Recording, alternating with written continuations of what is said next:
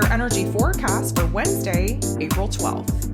So today we will have the moon in Capricorn all day. So we aren't necessarily trying to avoid our emotions, but we are more focused on the physical realm, what it is that we have control over, what it is that we can do, where it is that we can be productive. We are very focused on instant gratification, being able to engage in the physical realm, to see a project through, to see the rewards for that project, and actually be validated that we are making progress. Now, there are 9 different aspects here today. 8 of them involve the moon. We are going to have a harmonious interaction right out of the gate between the moon and Capricorn and Venus newly in this Gemini energy. This is really opening up our minds to where it is that we need to do things differently, where it is in our mundane tasks and chores that we're a little bit bored, we're a little bit discontent. Of course, the Gemini energy has our curiosity peaked. We want to spice things up. We want to do the old things in new ways, especially where our routines are concerned, we're conversing in our personal relationships are concerned, and tackling our money matters, what it is that we need to kind of get into balance in order to push ourselves to grow and achieve new goals. Right after, we have Venus semi-squaring with Chiron. Now, this isn't going to feel so good. Chiron being the wounded healer in this Aries energy, Venus, of course, in this Gemini energy.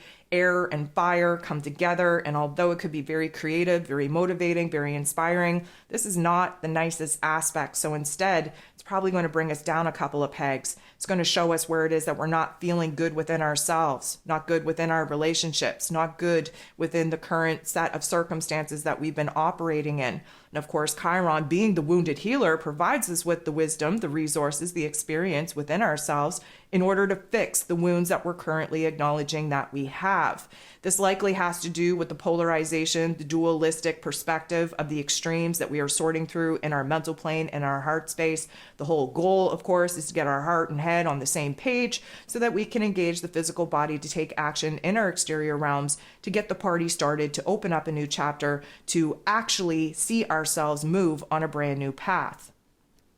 The moon in Capricorn will directly oppose and sit across from Mars, the god of war, who is over there in Cancer energy. Capricorn energy, Cancer energy sit across from each other in the zodiac wheel, very representative of safety, security, stability. One in our emotions, in our private life, in our home, in our family dynamics. The other one in our careers, in our finances, in our roles and responsibilities out in the world.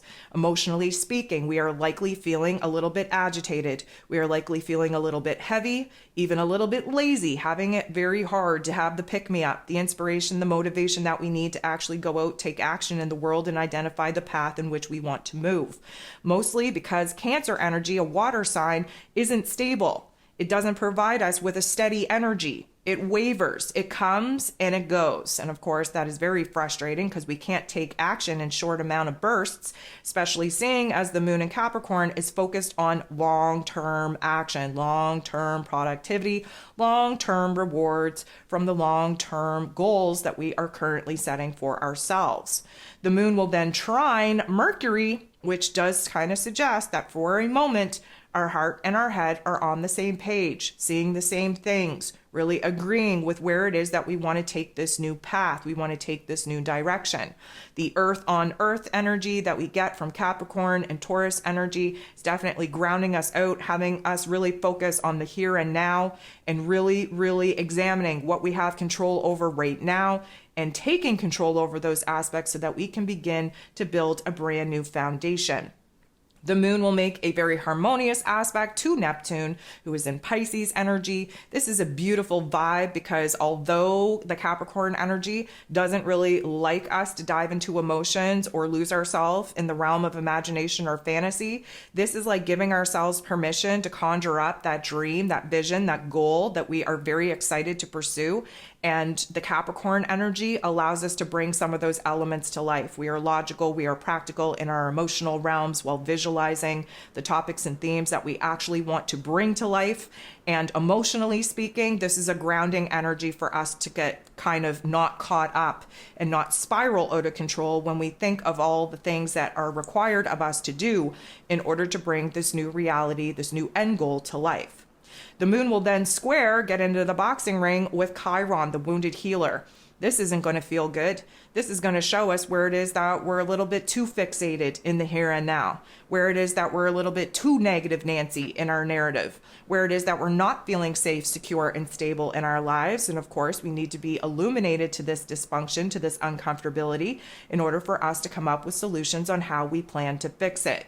The moon will then bump into Venus again, this time in not the nicest way. This is going to show us where the problem areas are, where the instability is, where the fears, the doubts, the insecurities are in our relationship dynamics, taking a very logical and practical approach to where some conversations needed to be had, where some voices needed to be heard, and of course, really kind of pumping the brakes on going too far into that emotional realm, because neither of these particular planetary placements support that right now.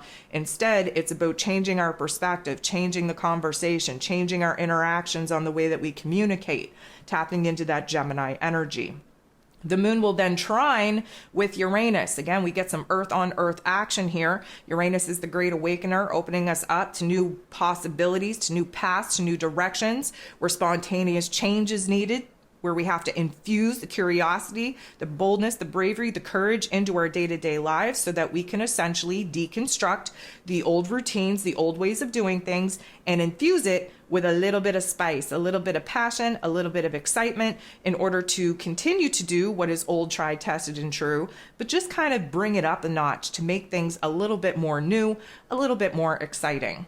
The last aspect that we have here today is the moon in Capricorn semi-squaring with Saturn, its ruler, who happens to be in Pisces energy. This is definitely going to bring the vibe all the way down. Emotionally speaking, we are likely going to get caught up in the poor, woe is me narrative, on recognizing where it is that we're losing faith, losing confidence, losing optimism in ourselves, in our abilities in order to bring forth the new reality, and really see where it is that we're questioning how much energy we actually have to devote to deconstructing our old realities and creating a space for new elements to actually be born into. This particular energy is definitely going to add a lot of weight on our shoulders, on our heart space. We are so focused on our commitments, our obligations to other people, that we're having a hard time doing what we need to do within ourselves in order for ourselves to feel emotionally safe, secure, and supported. What we will get out of this little whiny adventure, if you will, is illumination on where it is that we have to switch up the narrative, where it is that we have to kind of really focus on building ourselves up instead of allowing ourselves to break ourselves down.